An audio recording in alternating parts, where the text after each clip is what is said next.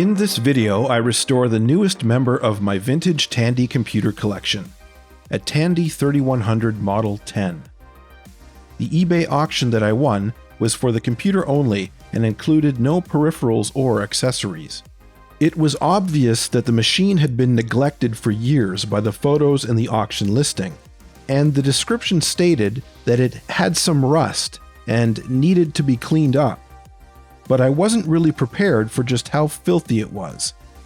The photos showed some kind of brown dirt, apart from the rust, covering most of the inner components. But until it arrived on my doorstep, I wasn't sure exactly what was inside.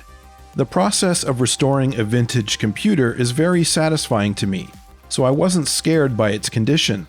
I was mainly concerned that most of the components were in working order, especially the motherboard and power supply.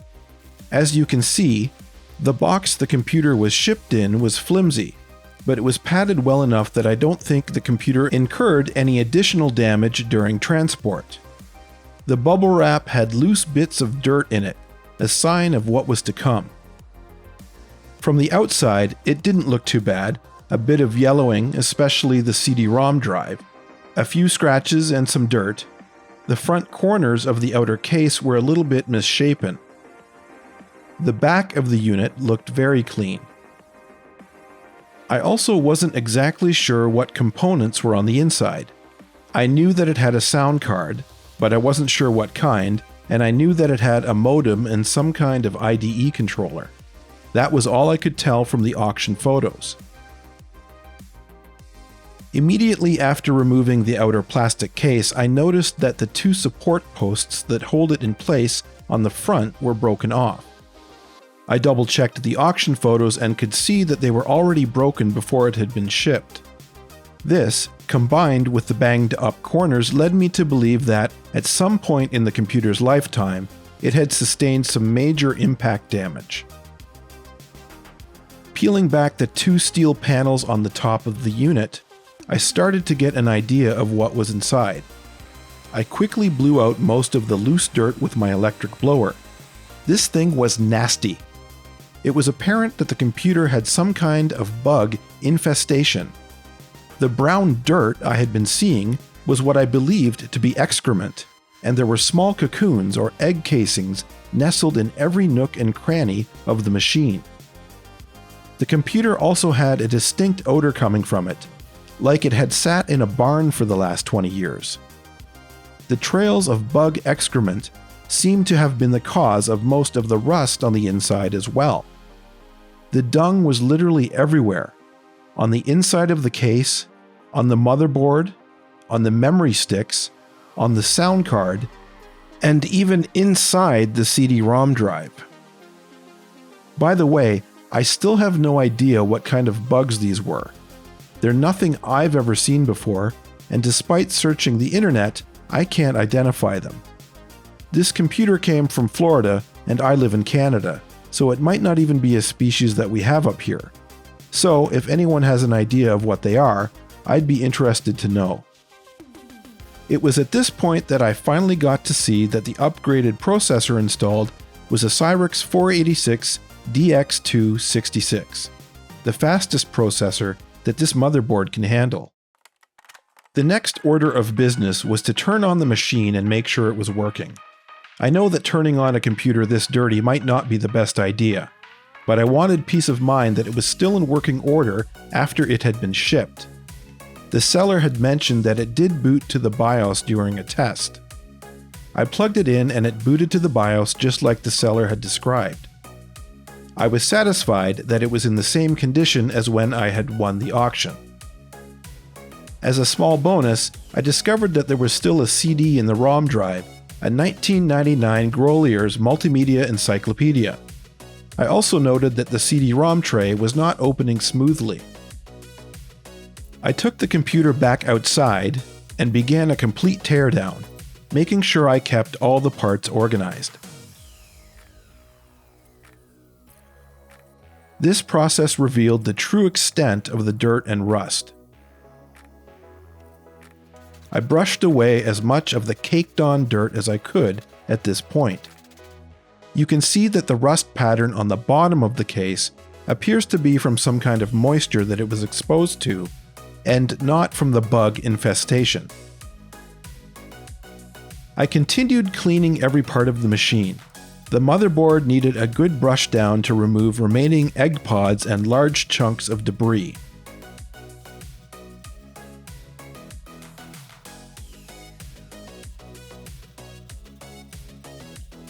You can see just how much dirt was coming off of it here.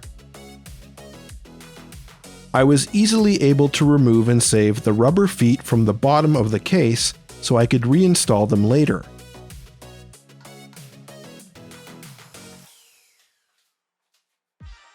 I first used some soap and baking soda to brush off most of the surface rust on the steel case. I soon realized that this method wasn't abrasive enough, so I moved up to scrubbing it with a steel pad and WD-40. Doing this got rid of pretty much all of the surface rust and only left deep staining and the few pitted areas where the rust had really corroded the steel. Ideally, the steel should probably have been sandblasted to really fix it, but I currently don't have access to that kind of equipment. There is a small box on the front of the case, which was meant as a bracket to hold audio inputs, that I removed. This allowed for easier cleaning of the space beneath it. Here you can see a stamp designating the date of manufacture. I cleaned the CD-ROM and floppy drive tray in the same way. You can see that there was quite a buildup of bug dung on it as well. The outer case, which is made completely of plastic, got a full wash and scrub down. And I used magic eraser pads to remove all of the stubborn scuff marks that were on it.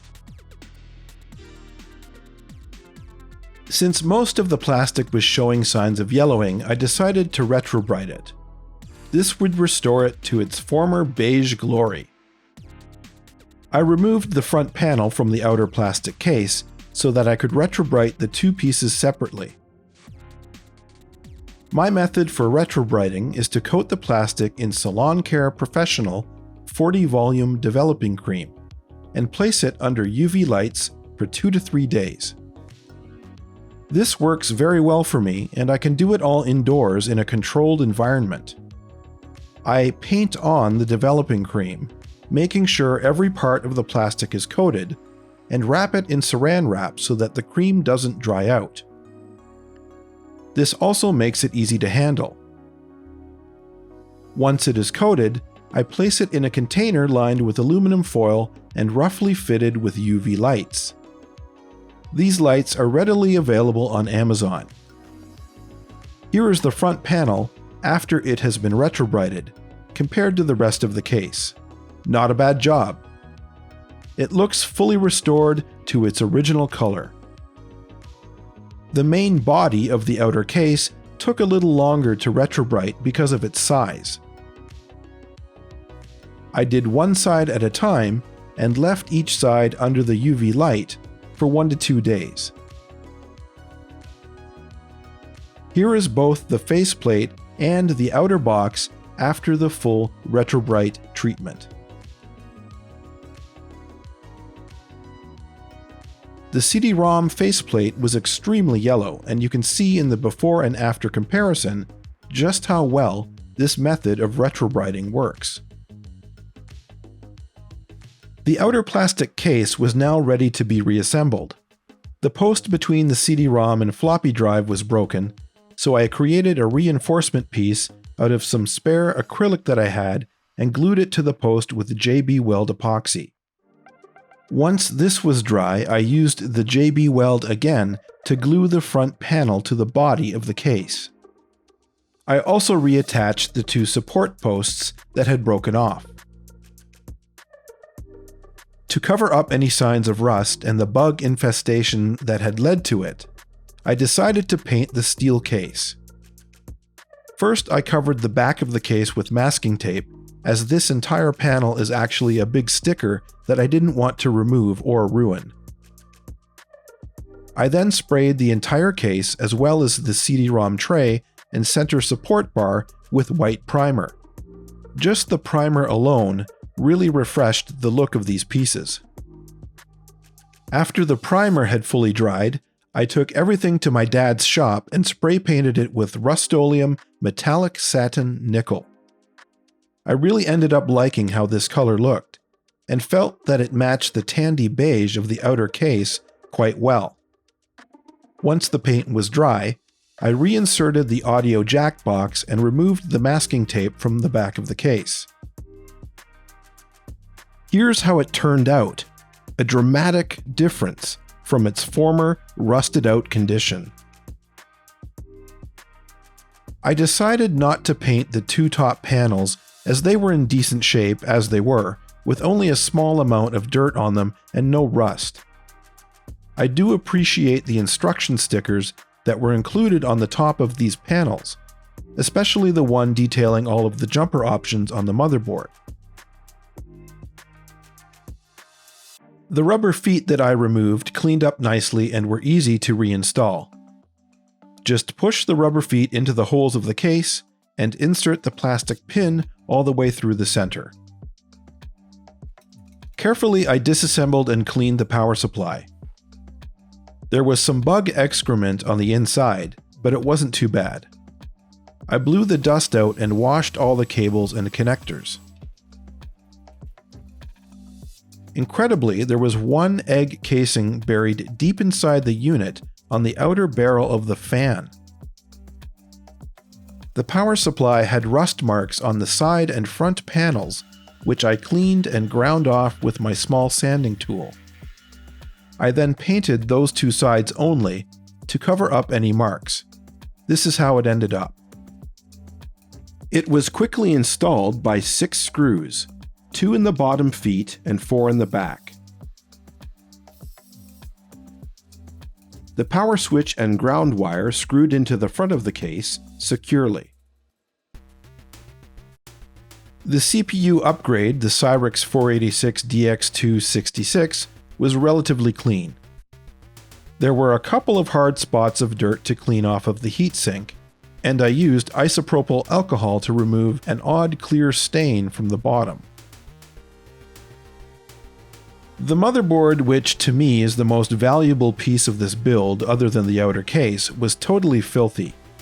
It had traces of bug excrement across its entire surface. First, I removed the coin cell clock battery as it had long since died.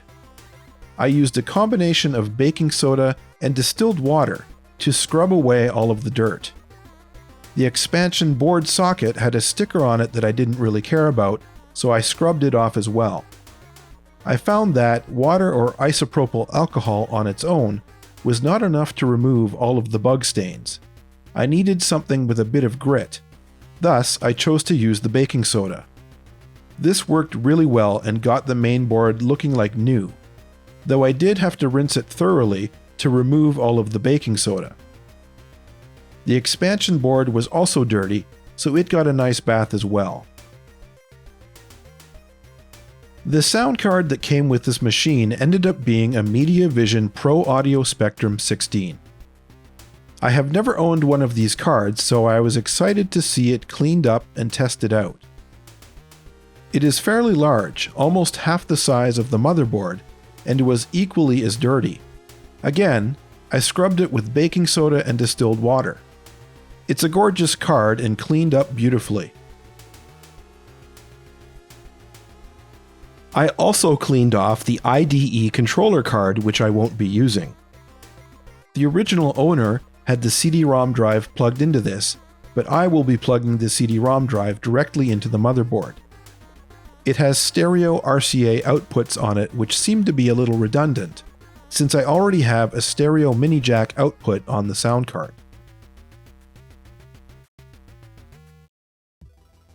The 16 megabytes of RAM wasn't too dirty and was cleaned off using the same method as the rest of the internal components.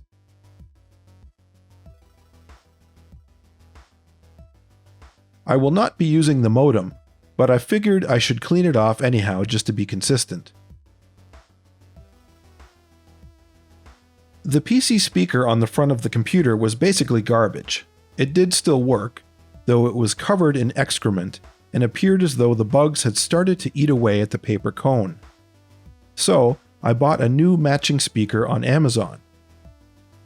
I removed and cleaned the harness from the old speaker and soldered it onto the new one. There was a small steel grounding plate that attaches to the back of the speaker that had a few spots of rust on it that I ground off.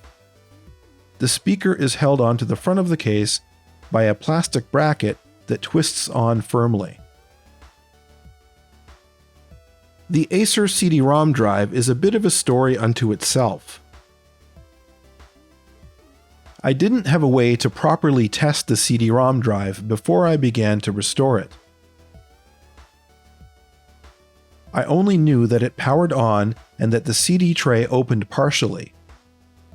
So, I went about doing a complete cleaning and restoration of the drive, which included painting the outer case. I only found out, after all this, that when plugged into the computer, the disk would not spin. Everything looked good on the inside, but the motor or some other mechanism that spins the disk is broken. Diagnosing it or finding parts for it was going to be pointless, so I decided to buy a new drive. I picked up a Creative 24x speed CD-ROM drive from a local seller. I liked the look of this drive better anyhow. First, I tested it to confirm that it worked. Conveniently, it has this window in the top of the drive that lets you see that it's actually spinning. Again, the faceplate needed some retrobriting. It wasn't as yellow as the Acer drive, but still noticeable, so I gave it my usual treatment. The inside was extremely dusty, so I disassembled it and cleaned it out the best that I could. I also reapplied some white lithium grease to the parts that needed it. Once reassembled, it almost looks as good as new, and it works. The I/O shield for the motherboard had some rust on it, so I ground it off with my rotary tool and covered the outward-facing side with adhesive plastic. I installed the CPU upgrade chip and original RAM, as well as a fresh CR2032 coin cell battery. Fortunately, I had 1 MB of spare DIP RAM in my toolbox, so I was able to max out the video memory on the motherboard. One thing that is missing on this computer is a reset button. It's not a must-have, but for me, it's a nice-to-have feature.